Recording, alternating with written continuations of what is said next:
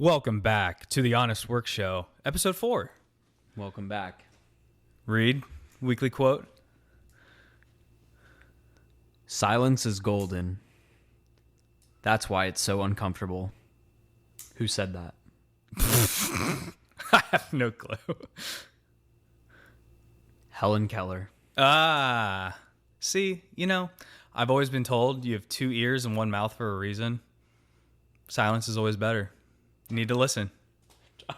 Sure, fair.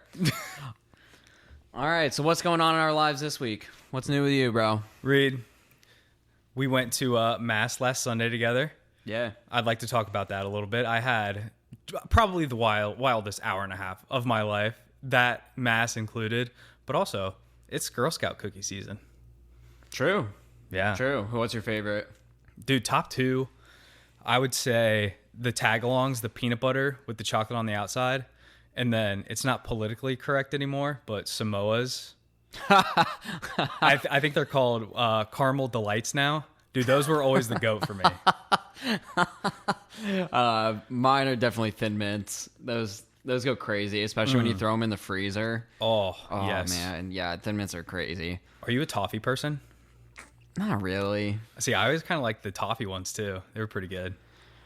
This is unrelated, but kind of related. There is a Canadian candy called Coffee Crisp. Ooh.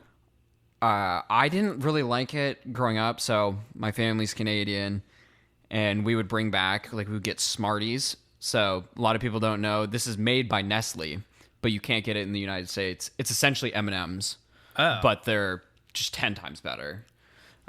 We used to get Smarties, so those were my favorite thing that we'd bring back from Canada. But then they got Coffee Crisp, which is kind of like toffee / coffee and a wafery,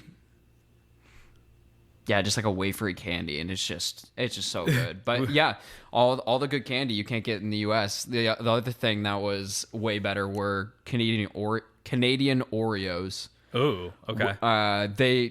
They started changing the Oreos probably 15 plus years ago in the US, and then the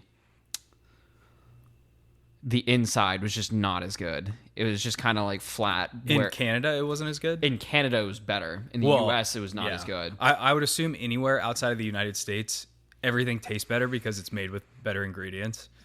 Oh yeah, we have a lot we could break down there for sure.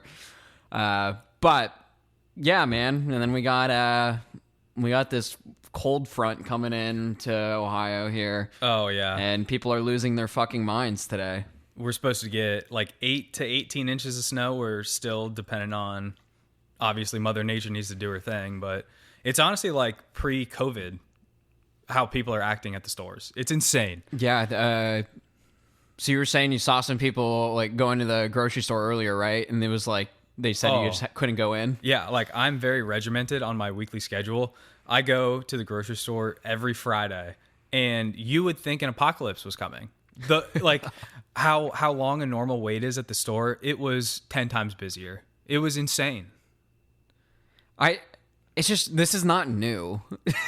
we're in Columbus, Ohio, bro. Dude, people have so much PTSD from COVID of needing to go to the store and stock up. We're going to be held captive for months and months. It's no, we're going to be fine. I was talking about this with some friends yesterday. It takes about 36 hours, and then Columbus will be fine. Yeah. That's how long it'll take for them to plow the roads, get the salt down, all that shit.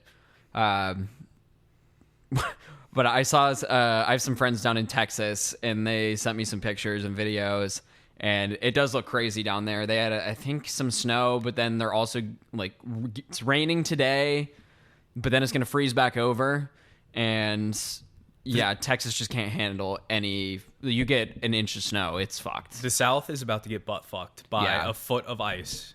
Oh yeah. It's gonna be interesting to see how shut down the South actually gets in the next week. Oh, dude. Yeah, when I lived down there, it was pretty wild when we got an ice storm essentially. The city shut down for 3 days straight, and I would normally say, I'm from the Midwest, I can deal with this, but you could not drive on the street. States. Like, it was genuinely terrible because Oh, they yeah. don't carry any salt. Oh my God. Yeah. Well, the thing I'm worried about most up here is if we lose power, I don't have a whole lot to eat. Like I make all my food fresh, so I might just be living off cold leftovers for, for the next few days. What do you got in the fridge right now? Oh, meal prepped ground beef, chicken. I bet I should actually meal prep some sweet potatoes so I don't have to put them in the microwave or the oven, just in case we lose power. You're not. I doubt we're gonna lose power, bro. Yeah. I truly doubt it. Oh well, but that's the storm. I'm curious to see what it's going to be. But I would like to touch on the most chaotic hour and a half probably of my life last Sunday at Mass. But actually, what'd you think? We went to a Catholic Mass. What were your impressions of it? Did you like it? It was good. I mean, dude, we both went there growing up. Dude, I know. But okay, so that was my first time at that church since my first Holy Communion, maybe, at least until elementary, middle school. Wow. So Yeah. it was quite a long time. But I thought it was kind of funny because the demographic was very young children and parents. We were the only two people in our age range. Yeah. Like we were the youngest people at that church that weren't kids. Yeah, it was honestly pretty weird. Yeah. I was expecting a wider demographic. Lots of kids crying. Do you think there's a reason for that? I just think because it's in the center of UA and it's such a prominent Catholic church in the area that families kind of flock there. Plus there's a school. So it's like you would think a lot of the kids that attend Mass also go to school there, but I could be thinking too much about that. I don't know. Yeah, I mean, I could go down rabbit holes. Like, it's like we were saying previously. Like, religion is having a comeback right now. For sure. Like Christianity, Catholicism are definitely having a comeback. But I wonder if it's like a different subsect is maybe getting more, I guess, like traction for people our age than be. like Catholicism. But I mean, I see plenty of stuff online about people like going to like, you know, the real traditional Catholicism right now. Mm-hmm. But yeah, so it was good. How was it chaotic? Well, I almost got my ass cheeks spread wide open by the Holy Spirit. Yeah, your face, your face shows the reaction for that. Do you remember when I was kneeling down in the pew and I sat on the armrest, like just what? Yeah. Yeah, it's shoved right up there. Oh, I sat down straight on the armrest while we were going down before communion, and yeah, my ass cheeks just got spread open by the pew, and I was like, okay, of course this has to happen right here. This is great. That what you just said could easily be taken so far out of context. Especially in a Catholic church setting. Sorry. Damn. Dude, we get a bad rap. We definitely get a bad rap. I think there is some reason to believe that. I mean, we at our church, the old priest we used to have was awesome. Father Watson. Growing up, we would go in there and he would see me and my dad and he would call us Mr. Susharu. That's awesome. He was the best. He was an awesome human being. But then we got another priest and we didn't, like, my family didn't really seem to like going to Mass with him as much. So that's when we kind of stopped. But apparently that priest after him, I'm pretty sure this is what happened. There were some like sexual assault allegations from like some of the younger kids, and they're not involving him, but he didn't report it, and that's why. So he was kind of like, and that's why forced he out. was kind of like forced out. I gotcha. But for all that, I will say St. Andrew is a gorgeous church. Yes, gorgeous. It is. Very, very nice. Yeah, and then after Mass, I told you I was going to a coffee shop to get some work done for the show. So I sat down in this coffee shop, and it was actually pretty bare, which was good. But I sat down, got a coffee. Immediately after the first sip of coffee, oh, dude, I was in emergency mode. I had to sit all of my stuff down and immediately just go to the bathroom, like emergency. Why? Wait, what? Why? What'd you eat? What did you? It wasn't what I ate. It was coffee. It was caffeine. Ah, okay, fair. Yeah. Fair. So I had to set my laptop down, all my expensive shit from my backpack, and just completely run to the restroom. And it was the most chaotic time because after church, I was like, I don't know how this day could get any more chaotic. And then as soon as I sat down at the coffee shop, it just got worse. Are you a big coffee pooper? Normally, no. It normally does not hit my system that quick. But, that day, it was no holds barred. Like, it was me going to battle with the stall in Bada. Yeah, dude. Coffee poops are... It is a sacred part of my morning. Especially when I'm at work, because then you just like, I'm going to go fuck off in the bathroom for like half an hour. Oh, it's the perfect time to just like scroll reels and just not worry about life. Perfect. Yeah, we were also talking about our Instagram feeds, and I think Nick and I have very, very dissimilar Instagram feeds. Our algorithms are so different. It is not even funny. Yeah, if someone sees my algorithm, how insane it is, you would genuinely think that I should be in a mental institute. And I don't say that really with much exaggeration. Give me one example. I want to hear it. I mean, let me pull it up. Let's just see what pops up. Oh God, this is gonna be fun. I'll pull my Instagram up too. I can give you like a third of what my Instagram feed is, or like split into thirds. One, it's just comedy sketches, comedy clips from different people. Two, sports recaps, interviews, stuff like that. And then the third is just like involuntary sobriety or people's opinion on sobriety, which is actually good. That's good. Yeah. Yeah, I don't have anything really positive, I would say. Mine is... So it's not as much now, but for the last month straight, it was... have you seen the picture of Drewski? That it's like him as Derrick Henry? Dude, I love Drewski, but I don't think I've seen the one of him. Holy fucking shit.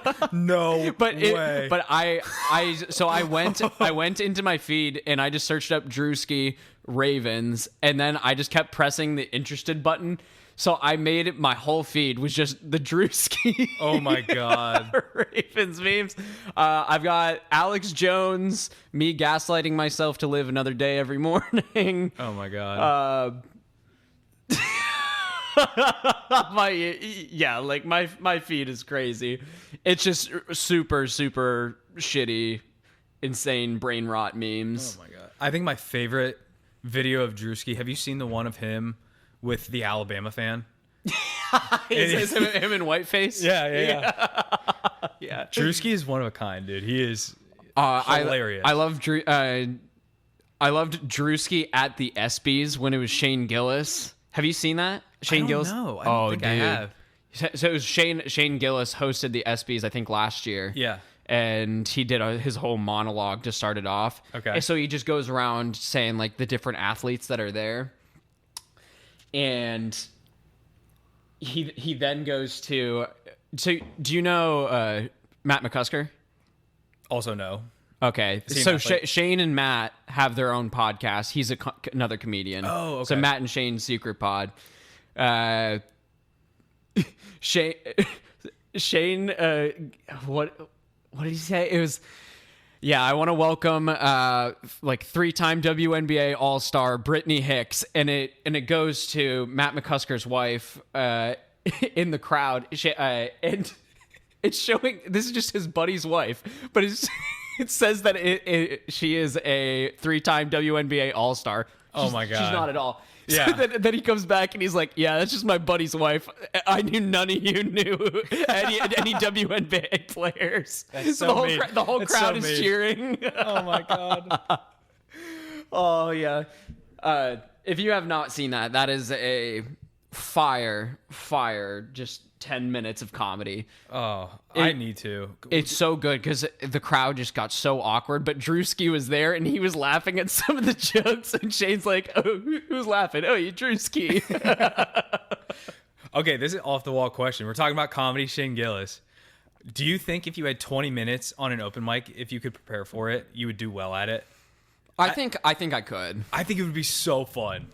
Oh yeah, I've thought about trying comedy. My mom also thinks I should try comedy. I think with time I can write good jokes, but I'm not as good at the kind of improv. Oh, I don't think I'd be able to do it. Just because without the practice, I would probably freeze. But Oh, yeah. But if I had time, I think I could put together like a pretty good 15 to 20 minutes. Yeah, I think a lot of people could. I think it's the delivery and the actual presence. There's so much more that goes on behind just writing the joke. Dude, it is an art form. Yeah. It's crazy. Like, if you really think about the breakdown of football, it's also an art form. Comedy, the same thing. It's a form of acting. It's a form of entertainment. It is so cool to watch. Oh yeah, I love comedy. I'm very much a big comedy fan. I like listening to it like while I'm in bed, just like getting ready. Probably not good to be on my phone, but it's better than scrolling reels. It happens. It happens. Do you watch Kill Tony at all? I am not a huge Tony Hinchcliffe person. Yeah. There are some clips that are really funny, but he's just one of those guys, like, he just doesn't do it for me. I agree. I don't think he's super funny. I think the show is more entertaining than it is good comedy, and pretty much you watch it for the guests that he brings on because they just roast the comedians and then they interview them. There are some really funny guests on there. Oh yeah, there's some wild people that have come on that show. Well, because Tony's Austin, right? Yeah. Austin's like becoming an epicenter. I would argue it's now the hub for comedy, but there's some talk that a lot of the comedians want to leave. Like, people shit talk Rogan so much, obviously, that he's just not a good comedian and all this other shit. I don't think he's a great comedian, but he's at least trying to like bring comedy to the city.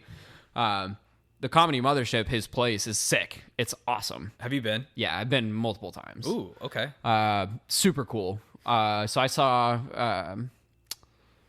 gosh, who did I see? I saw Andrew Schultz there. Dude, he is incredible. I watched him live like 2 years ago. Awesome show. Yeah, he is like, I don't think if you watch like his podcast, a lot of people shit on him as well. And again, I think all these guys that are super big, popular, they're going to get shit on. For sure. He toes the line a lot, though, with politics and religion. Yeah. But, like, that's how you got to be. Yeah, he does a very good job of, like, wrapping together pop culture. And he was really the first one that started posting on social media the clips. He kind of started that trend during COVID. Mm-hmm. And then it kind of started this new wave of, like, comedy online. And I got to give props to him. Like, he's a very funny dude, and I would say his stand-up is phenomenal. Yeah. Like, truly very good. He's one of those comedians that's actually intelligent as fuck. Yeah. Have you seen Shane Gillis live? No, I would love to. I saw him last year. He was awesome. I've seen oh my gosh. I've seen Bert twice. Yeah. Bert's funny. Do you like Bert? I don't like him. I think he's annoying as fuck. I think as he's gotten older, his comedy hasn't gotten as good. Segura's awesome. I think Segura's a lot better. Yeah.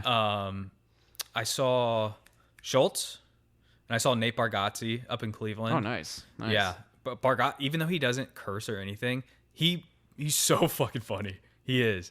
And then I saw like a smaller comedian from Indianapolis. Benedict Polizzi, I think is his name. He's a pretty funny dude. I saw him at Funny Bone. Oh, nice. Yeah, nice. He was pretty funny too. But I haven't seen as many as you would think. But there are certain people that I would love to see. Yeah, that was great when I lived in Austin. Like, every single weekend there were shows everywhere because you had like the Mothership, but then you had like 5 other big clubs there. And if you didn't even want to go see like big people, they would just have like drop-in shows or just like random comics around the city. And oftentimes, like at the Mothership, they would do no name. So they would typically you have like headliners. Like they have like a headlining show for like Tony Hinchcliffe, Shane, or it'd be Shane Gillis. But they do no name shows, and it's just whoever's there. Like, it could be really big names. So I saw Harlan Williams, who's like one of my favorite comics. He was just on a no-name show. I saw him and Tony Hinchcliffe that night. Just like went in randomly and saw both of them. Yeah, I mean the Mothership was a cool environment. It was weird. Like they have like a drink minimum. So a lot of comedy clubs do. Yeah, I don't know why. I wonder if that's literally like profit margins. I don't know. I don't know, because when I went to one of the more prominent comedy clubs in New York. What's it called? Comedy Cellar. Really cool spot, a lot smaller than you would think. But I think we had like a 2 or 3 drink minimum per person per table. Yeah. Which is nuts. Yeah. Yeah, it's wild. I don't know why. I mean, I don't know. My guess is that they probably just need it for literally more money. Yeah. Yeah. To support the club. Yeah. But it was a great environment. And I think what Rogan was trying to do was great because he's trying to bring all these big name comedians into Austin and kind of create a culture there. And I think right now it is the place to be. But there's some like talk that the comedy scene is kind of getting ruined by like Kill Tony and Joe Rogan. I see the argument. I see some of it, but yeah, I mean, I can also see disagree. it. But I think comedy is as strong as it's ever been because I think the more things people say on a big platform, the more acceptable it is. Because, yeah, like you can toe the line with stuff, but it's a performance. It's not like the comedian is actually going to go up to a certain person and say exactly what they want to say. Yeah. And I think what's cool about something like Kill Tony is it's reshaped what comedy kind of was. Like comedy is not just about doing, a stand-up show. He made this whole show that's about interviewing the people, and that's the more entertaining part is the interviews of the people that are just bombing on stage. So and as we said with Andrew Schultz as well, is like you start filming bits and then you put that online and you start creating like content about it rather than, you have just like solo shows. So I think it's kind of cool to see how it's morphed over the last few years. I agree. And hard pivot, but for a lot of these comedians, comedy and performing, that's their identity. And one of the more serious things that we wanted to talk about today was identity in general and a lot of the subsections that deal with identity. And the reason for that is, for me, the last like 2 or 3 months, I've had a huge shift in my identity for a couple different reasons. And I wanted to really like touch in that in depth to see what we have for people to realize what identity is, to be more self-aware of what their identity is, and if they realize that their identity might not be what it should be, how they can kind of pivot that. Yeah, I think there's a lot to talk about. Mm-hmm. So what you got? You start off. Well, I think just like a basis idea of what your identity is a good start. And to me, like, it's a combination of your morals, your social behavior, your habits, lifestyle, your interests, and the individuals that you associate with, and maybe the people that you don't associate with on purpose. So a lot of these things really shape who you are as a person and the identity that you carry internally. Yeah, I think there's a lot of things that will shape your identity, and I think a lot of it is also your perceptions. For sure. I think that's the biggest thing that shapes your identity. Actually, I think that's really what I think most of your identity truly is. Mm-hmm. It's how you perceive your relationship to things in your environment or yourself. For sure. Yeah. And you had a good point before we hopped on the mic. Your career can have a huge influence on what your identity is. So, like, why don't you start out? Like, how do you think your career and your experience has shaped who you are, and maybe how it has not shaped who you are? Yeah. First off, I just want to say, like, that's a big topic for a lot of people because it's such a large portion of your life, especially here in the West. Like, it is, your career is almost central to who your identity is, or it's made out to be that way. Mm-hmm. So people say, I am XYZ. My identity is my job. Yeah, my identity is my job. And I think there's a lot to unpack there, whether that's a good thing or bad thing. I think there are positives, there's pros and there's cons to both. But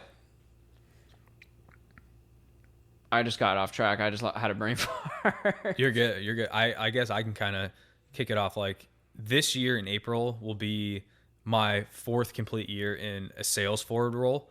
So a lot of the skills and things that I've needed to do to be good in a sales role, they somewhat correlate to what my identity is. Like, what makes me good in a sales forward role is like being a relationship person over just being a sales guy. And I think that has shaped my identity in a good way because I focus on building the quality of the relationship with a client or a different person rather than just be transactional. And I think that correlates to me being an extremely deep thinker and being intentional with what I say. And I'm not just flying off of the hook with what can I say to shove down this client's throat to get them to buy from me versus me just being me and them continuing to work with me because I'm me. Do you feel some attachment to what you're selling? Hell no. To be honest with you, like we talked on like our first or second episode, like my fulfillment does not come from the things that I sell or the people that I work with or the company that I work with. It's more so outside of that. Like so if you connect that to the definition, right? Like my morals, my social behavior, I'm a very selfless person and I crave deep relationships with people. So I get a lot of that fulfillment not in my job, even though those morals and those habits serve me well in my job, if that makes sense. Yeah, that's fair. So sorry I got sidetracked on my answer, but I struggled with that pretty heavily over the last year with what I was doing at my job and whether it was truly like in alignment with who I am or is this like super existential thing. Yeah. Like I have to be in alignment. I have to be doing this thing that is just like super aligned with who I am. And this is like my future. Everything is like created upon this. I think that's a huge point though, because you can have your own alignment of what you want, but also there's the whole other picture of does the company's identity reflect what I want? Yeah. Like if you aren't aligned with the company's identity, then it's not going to be a good fit long term. Yeah. It was definitely something I've been challenged by, and I think I've started to come with more terms. It was kind of like an existential crisis in a way. It was like I had to be doing something that is going to give me like meaning. It's aligned with the person I want to be, and questioning whether what I was doing is actually the right thing or not. And what I've slowly come to terms with is maybe it is, maybe it's not. But I just want to keep moving in the right direction. Like it doesn't have to be immediate gratification in terms of like, I'm going to reach and become this person by this job, just by getting this job. It might be the right thing that I want to do, but I'm taking the right next step. So my background, I was an engineer. So I did biomedical engineering for my undergrad and then did industrial engineering for my master's. And I was doing biomechanics research. So studying how people move and preventing injury. But then I got into artificial intelligence and machine learning during my work in my master's, and then that's kind of the route that I went for my career. So I was a machine learning engineer out of college, and I've worked for defense contractors the last 3 years. So defense, the reason I went into it was because I like working on really cool shit. Yeah. The one thing that I found, and I've felt some internal kind of struggle with, but I think it is true to who I am. I love learning.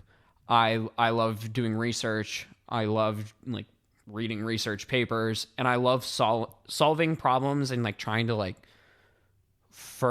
move things forward in terms of whether it be science or it could really be anything. Yep. It's like trying to like truly break down a problem and see what we can do to kind of push things forward. And also the other thing was health. Like I worked in a health space.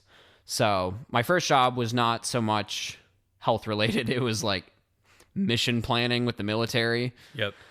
It was cool shit, but I wouldn't say as aligned. But then after that job, I came back that was down in Austin, moved back here to Ohio, and I was working at the Air Force Base in Dayton, essentially with a gym, and we were doing human performance research. Hell yeah. So that was pretty cool, but I think the environment was the thing I really struggled with.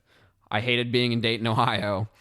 I was all alone, like pretty much at my work and the work I was doing. Like I was their data person, and I was doing some interaction, like I had meetings, but all the work was all me. Yeah. So in a way, like your identity was being fulfilled with somewhat with what you were doing, but also you were extremely lacking in one area. Like you craved more of the human connection.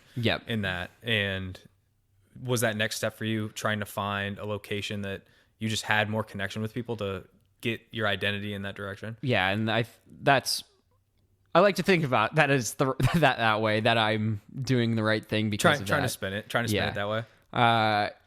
In retrospect, I think it was necessary for me.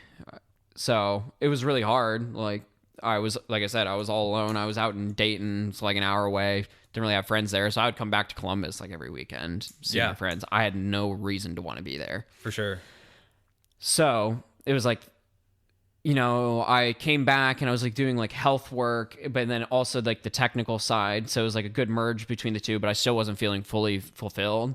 And after breaking it down, I think the big thing that you brought up was just, I had not as much connection with people at my job. Yep. So my new job, I'm moving into consulting, and that's going to be a big shift. There's going to be a lot more work. Yeah. But it's the right next step for me. Like I want to work with more people. And the big thing is I want to show myself that I can work really hard. That's awesome. Because unfortunately, working for the government, you can just fuck off all day long and not get any work done. Kind of funny how that works out, huh? Look, I put in my 2 weeks notice 2 days ago. I don't give a fuck about talking about this. I had people that I worked with that straight up, I was like, you should not have a job. Like you're literally useless. Oh, I feel like that's a lot of industries. I feel like even with me or with you, you could also pinpoint a lot of other people that work in every industry, every company that are like, how the hell do you even work here? For sure. But it was crazy because there were people like on our research team that I swear did not do anything. Yeah. Like straight up did nothing. So it was just a bad work environment in terms of trying to actually grow. Yeah. You were limited in what you could advance your career with. Yeah. It's like the cool thing about working for the military or I would say like defense related stuff is that's where there's a lot of really cool technology. There's wild technology that's there. Some of it, whether it be classified or unclassified, there's some crazy fucking tech out there. Mm-hmm. And that was what drew me to it initially, was like trying to work on really cool technology, solve really interesting problems. But that wasn't necessarily kind of, filling the whole picture for me. But going through that, I kind of realized, okay, I think this is the next thing that I want to kind of fulfill out of my career. Yeah. You touched on one huge piece of information, whether you thought so or not. You said it was hard. It was really hard to make the realization of, hey, this might not be for me. The next thing outside of career-wise, you realize that you need to make somewhat of a shift, right? So if anybody else out there, or myself, or you, needs to make an identity shift of some kind, let's talk about how you can start to do that and what it feels and maybe what it looks like. So you already said kind of how it feels, right? It's going to be hard.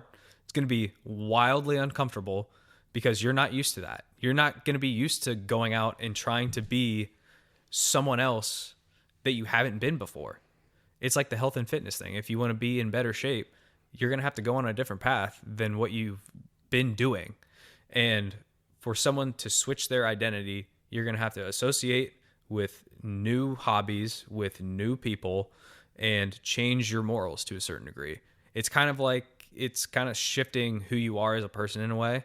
But if you want to shift your identity towards something that would fulfill you more, then you're going to have to make some changes that are uncomfortable. Yeah, and in that same aspect, it's literally changing your perspective and changing the way you think. Yeah. There's I think a good example would be the application of, say, like psychedelics for depression. Yeah. So, using, it'd be like magic mushrooms or what have you.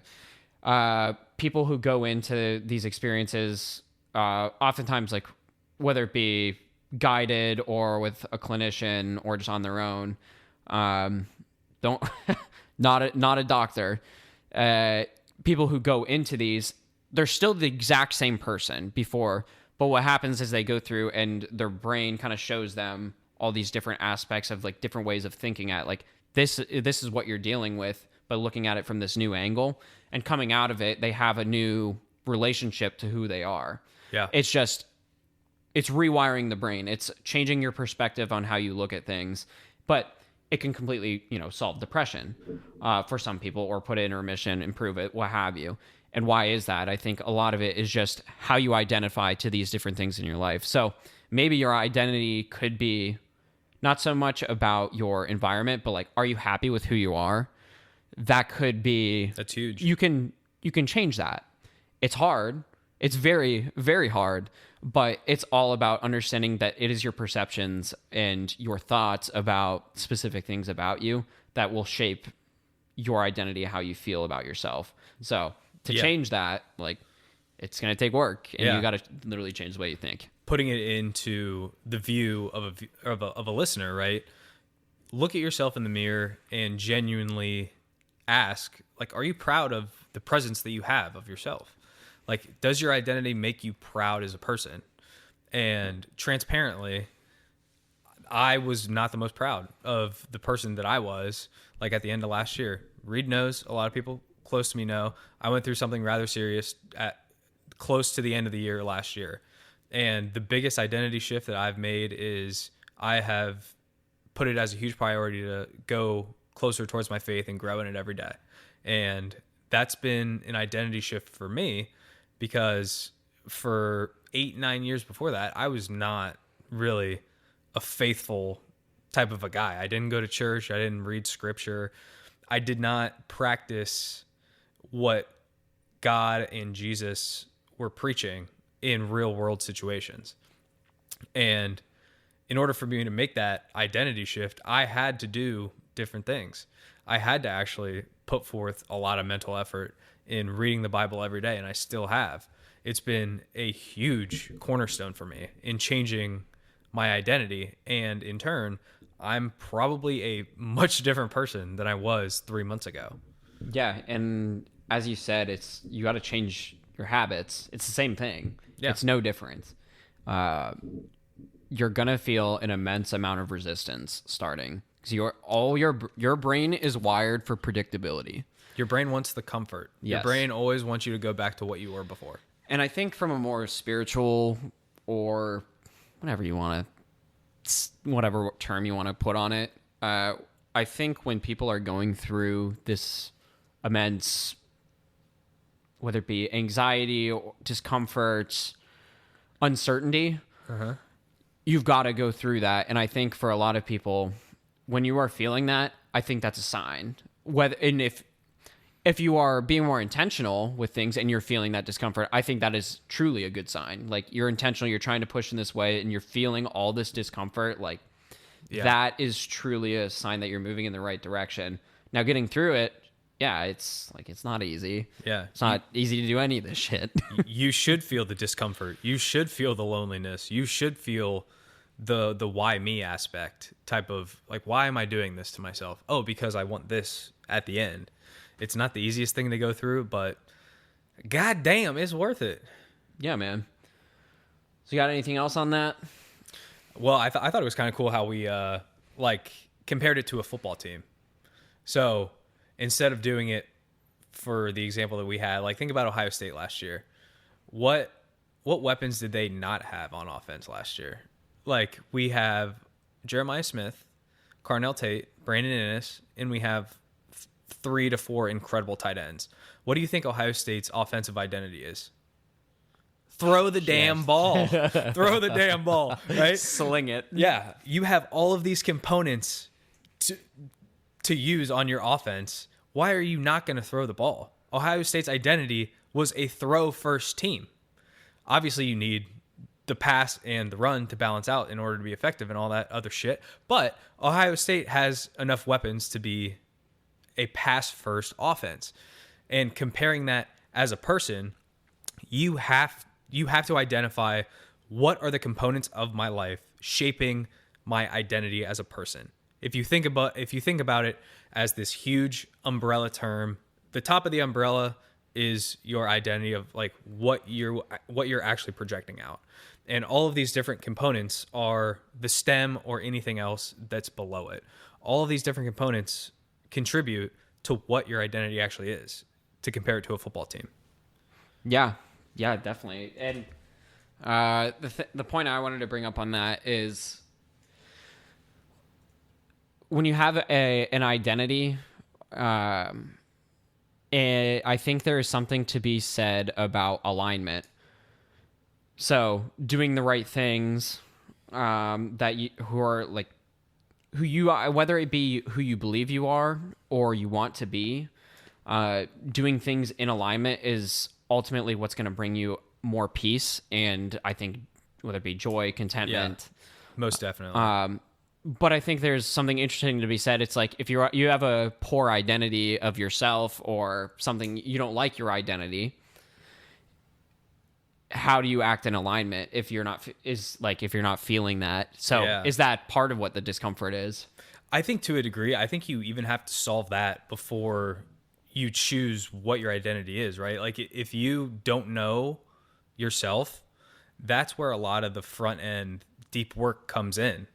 Like if you told me that I don't know what I like, or like I don't know who I am without a certain thing.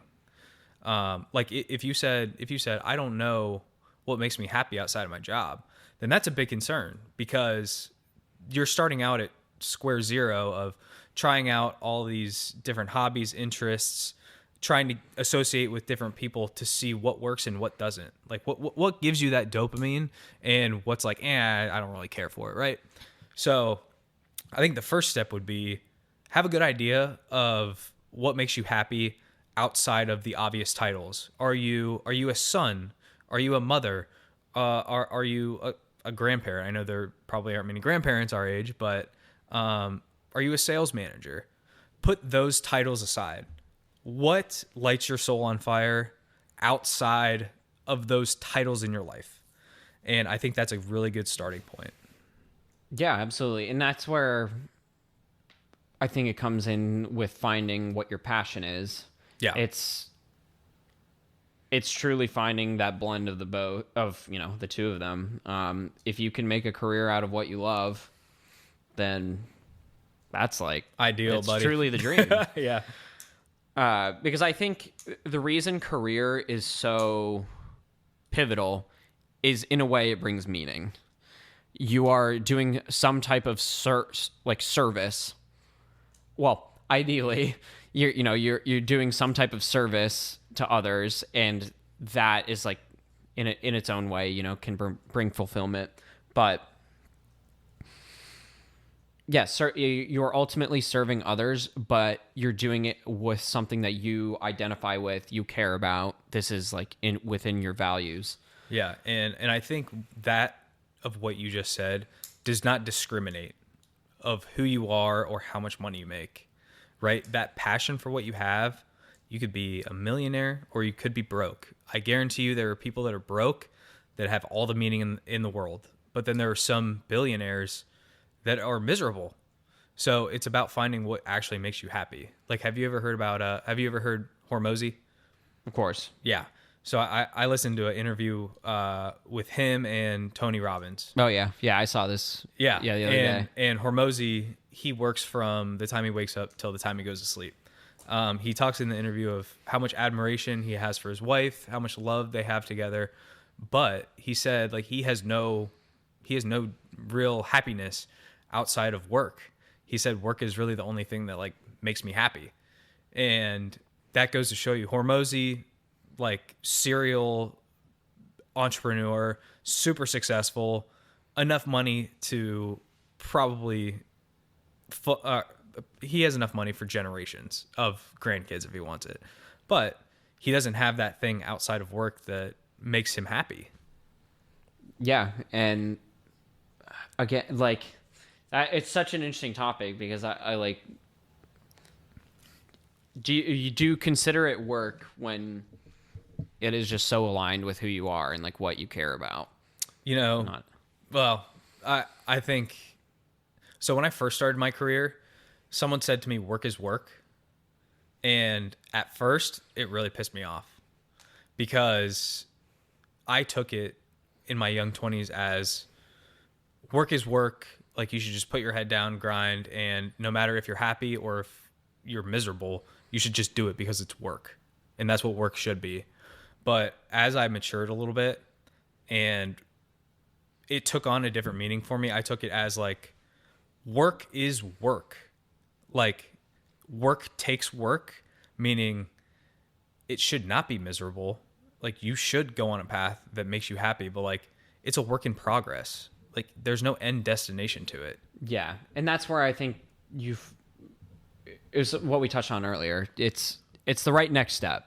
Yeah. Like that's ultimately all that matters is you're moving towards something that you think might be the right direction for who you are. You're not going to get there immediately, but whether it's the right direction or not, you took the right next step. Yeah. And you got to also have some of that retrospection to analyze that as well. Yeah, I think kind of to wrap up this identity part of the conversation or of the show, if you got anything out of this as a listener, like text either of us or comment, DM us on Instagram just to say like, hey, this did kind of hit. I do need to change my identity in this way. Like, if you need help on how to do it, that's honestly like what I would love to do at some point in my life is talk about deeper shit, help people through deeper, harder times. So I'm sure I can speak for both of us. Like, reach out. Identity is a huge thing, and it's your life. Yeah, man. All right, that was a very fun conversation. I think there's a lot more we could break down with that, as always. For sure, but now we're gonna have a little bit of fun, I'm sure. Yeah. So that was a bit deeper. Now we're going to the Q&A mailbag. We have some fun questions today.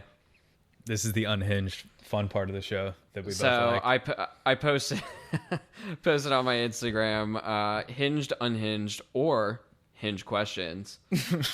So some of these questions are actually hinge prompts. These are fun. These are fun. Let's get into it. All right. So Diana, she asks, well, I guess this is more of a prompt. I go crazy for ... How are you finishing that for your hinge prompt? Is this in terms of dating situations or just general? Answer it however the fuck you want to, bro. Since it's a hinge prompt, I'm gonna do it dating. I go crazy for muscle mommies. I don't want no almond girl, bro. Say what you want. I like muscles, man. I think we all have a little fetish for a muscle mommy. Goth muscle mommy, if you're listening,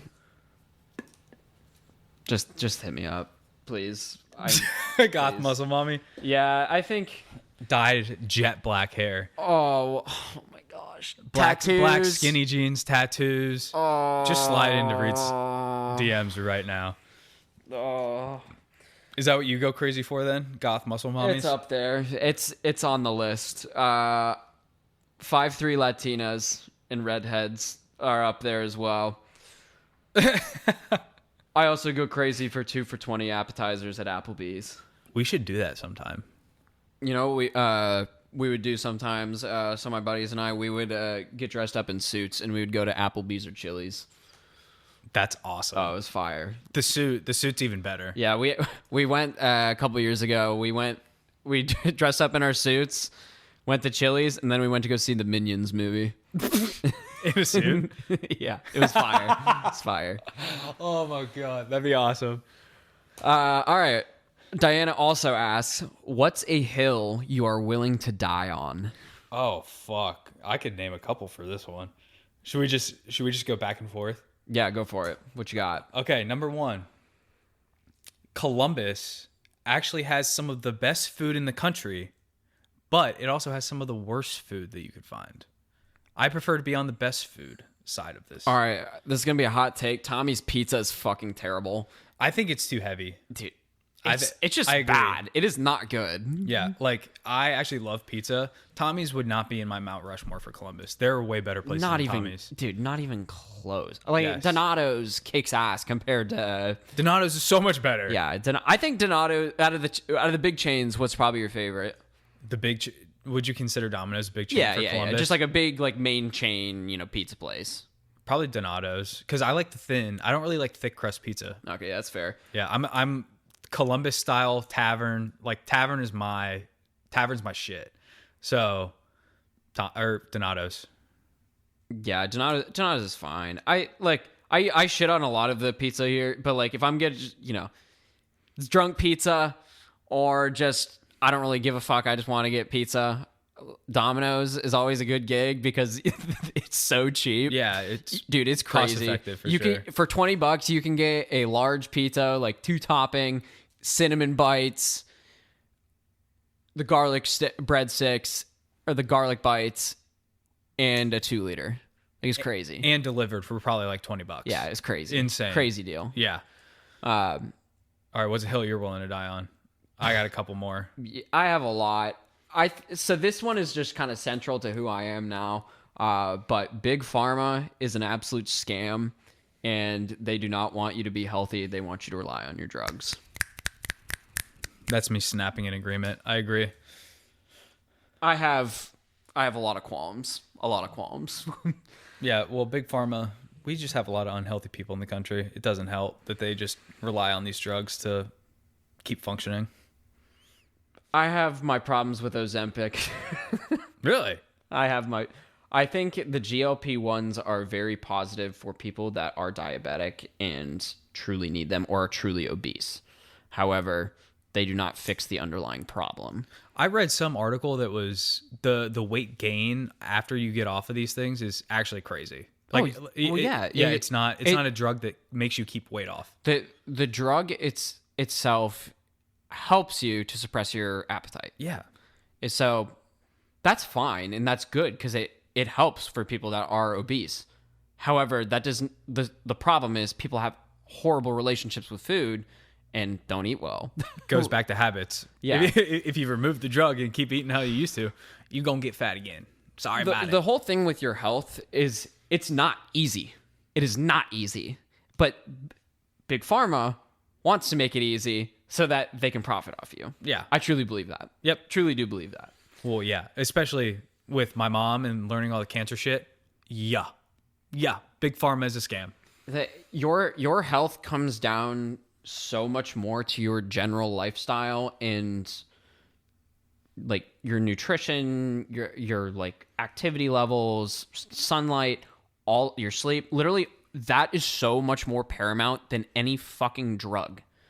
Like it is those problems in your body happen or manifest when those are not in check. Yeah. And then those lead to downstream problems, which oftentimes, if it's so far gone, yeah, you're going to need like medical assistance. But it's those that are like critical to like your actual health. Okay, so fuck Big Pharma, fuck Tommy's. The last hill I'm willing to die on is I really just hate most fitness influencers. They just suck. I hate them, dude. Fitness content it's got so oversaturated. Everyone and their mother wants to post a picture of them at the gym, like look at my ass, look at my biceps. I post fitness content, but I also don't really care You as don't much. document it every day though. Like Yeah. I'm fine with you posting it on your story about like, hey, this is what I did because I feel good about myself. Like I have no problem with that. Like give the story a like, applaud the person for doing good, but if you document it every single day and are shoving it down people's throats, that's where I just don't like it. Yeah. I enjoy it more where people have like a unique perspective or a unique take on it. Like I like people that are super funny with their fitness content, or I like people that are, whether it be like scientific or Yeah, just like different types, different like niches of that. Like that's what I like more. Just I hate the basic shit. Yeah. I hate the basic shit. Any other hills for you? Probably, I don't know. I haven't thought about this enough. But yeah, there's a lot of hills I would die on. I think the Big Pharma one is just literally so pivotal to who I am as a person now. All right, let's move on. Matt, shout out to you for another question this week. What do you look for in a girl? That's a good question. I'll tell you what I look for. I think the biggest thing, honesty, like has to care about your health. I think also willing to grow. Yeah. It's a good one. And not necessarily. I think willing to grow together is very big. I don't care as much about who you are in the present, but if you know who you want to be and I see that you're actually driven towards becoming that, that's way more attractive. But most people don't have that. Yeah. Dating is not the easiest thing in our time, but dating sucks in 2026. I'm also banned on Hinge, so oh no. yeah, I got banned on Hinge just from being very, very unhinged. Yeah, I don't need to give examples. That'd be a good tagline for Hinge. Hinge, don't be unhinged. Yeah. And then I think the last thing for me would be just like a fun energy. Like you gotta be fun. You gotta be vibing. Yeah. Like we only get one life. Don't take it too serious. Even though I'm a pretty serious person. Do you got anything? What would you? Dude, there are so many deep things that I could say. Oh yeah, I think those are like the more surface level. Like those are the things for me. Yeah. I would say like a thing that I enjoy is I like going out to eat and just like experiencing. Oh, yeah. Just experiencing a social setting together and just letting your guard down. Like, yeah, we can cook inside and everything, be romantic, like all that's great. But going out and just like being present with one another, like I like trying different cuisine and doing stuff like that. So I like for a foodie. And like you said, fun's a good one. Do you like adventurousness? Like willing to kind of do new things? Yes. Right now, no. With the weather, hell no. If it's summer, let's do anything outside. Yeah, I'm very much a person, if something gets proposed to me in terms of like trying something new or silly or unique, I'm always in. Like that's when it comes to trying new things, I almost never say no, which is probably not a good thing if I want to stay focused on my goals. But that's just who I am. I love trying new shit. I will put a caveat on it. Like I'm actually a geriatric and go to bed very early. So if a girl asks me to do something like at night, there's zero chance. I don't care who you are. I'm going to bed. But if you ask me, hey, let's go try this thing at 6 a.m., I'm all for it. I'm all for it. Like, all right. My boy Frank asks the best Fortnite skin for Gooners. You're not a Fortnite player. I'm not either, but I know my Fortnite skins. Yeah, I'm pointing to you on this one. The horniest Fortnite skins I'd probably put out there are probably Mrs. Incredible. There's Santa Sabrina Carpenter. Ooh, who else we got? Is Mrs. Incredible sexy? Bro, she thick. She got some curves. Well, she also has a waist that's what? Like 10 inches? Yeah. Yeah. Oh, yeah. I think Mrs. Incredible is probably at the top for me. I know Kim K is in there. There's so many Fortnite skins. Shout out, like, that is a game that has just an immense amount of pop culture in it, which is genuinely crazy. Dude, this could be a tangent of a question for a different day, but like, what anime characters could just fucking get it? Like, just hot as shit. Like, yeah. Did you watch much anime growing up, or? I didn't watch like huge anime stuff, but like I definitely know some anime characters. Like, I was a huge cartoon watcher. Okay, fair. So I know more of that. Who's like the one cartoon? It could be anyone, like cartoon character. I would have to think about it. I honestly don't know. I gotta look her up I think it's from Teen Titans. Oh, The goth chick from Teen Titans. Oh my gosh. actually, I'm about to look this up right now. I'm about to do this live on the show. Oh yeah, Raven. Oh. Oh yeah. Oh, fuck me up, bro. Fuck me up. Oh wow, it auto populated on me on Google. Hottest cartoon characters female. Yeah, they're listening. Well, I'm also definitely on a few government lists. Oh my god. Dude, no, none of these. Okay, no, not doing this. Nope. These look fake. I don't believe that these are real. All right, fuck my question. Not doing it. Next one. Okay, before you go, shout out Tsunade from Naruto. Yeah, I don't need to explain. Okay. Oh, Elastigirl is on this list. Shout out Mrs. Mrs. Incredible. Let's go. Mr. Manzo, Andrew, he asked, should men approach women at the gym? I think so. There's obviously some detail behind that, but I think so. Yeah, I have no problem with it. I think you got to go about it differently. Like I've met girls at the gym.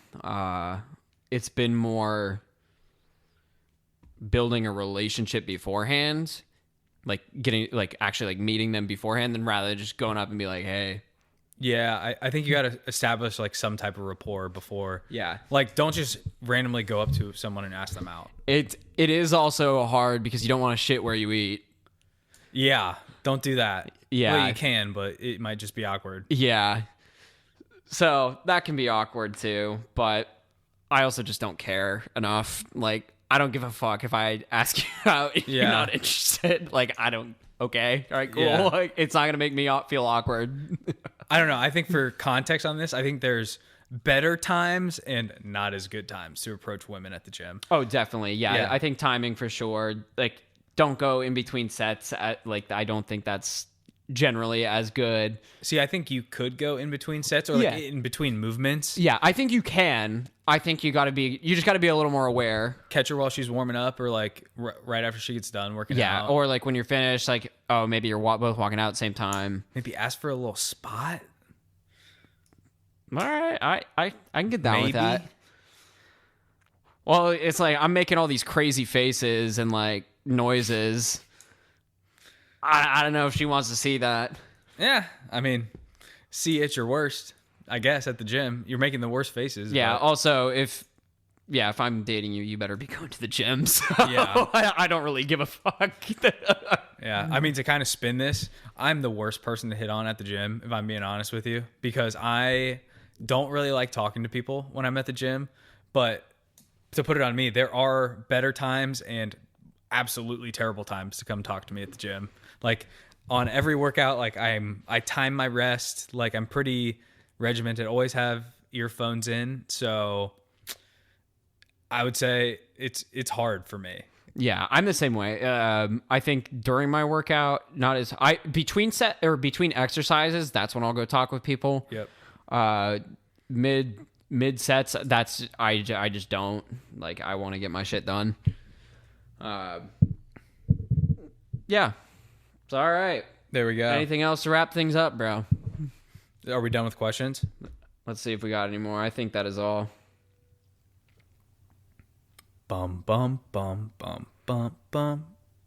Yeah, that's all the relevant ones. No, I guess if we're done with Q&A, I guess like just a couple announcements. I know, so I set up a YouTube page for us. So once we start to get some visuals for our pod, we'll have that up on YouTube. But for now, we just have the audio version up on YouTube. That's also Honest Work Show. And then Spotify, Apple every Tuesday. And then I think we were talking about doing a couple solo episodes here and there, whether it's Reed or me. So trying to just expand on a little bit more of what we do. So that's pretty much it for now. Anything else for you? Yeah, more content to come. Yeah, definitely more. So stay safe throughout this storm. Don't go outside if there's 18 inches of snow outside. No, fuck that. Go outside. Go slip around. Tear your ACL. Have fucking fun. Put your butthole in the snow. You ever sun your butthole? No, I don't think I'm ever gonna show the sky my butthole. I don't know, bro. Isn't that one of the ancestral tenets from Liver King? Yes, I've heard of people doing that. I actually do believe in grounding quite a bit. I think it's very peaceful to ground, but even if I have my own plot of land, my butthole is not going up to the sky. I'm not doing it. I haven't given it a shot yet. But what do you expect? Like, we're on my couch and I'm really about to do this, Reed. I'm sorry. Like, if you really show this, if you really show the sky your asshole, what do you expect? Do you expect to feel better? I don't know, man. I don't know. That's a religious experience for sure, though. Yeah, God checking out your butthole. Yeah, I wonder what he's gonna say about that. All right, we're out of here. All right, that's episode 4. See you guys next Tuesday. See ya.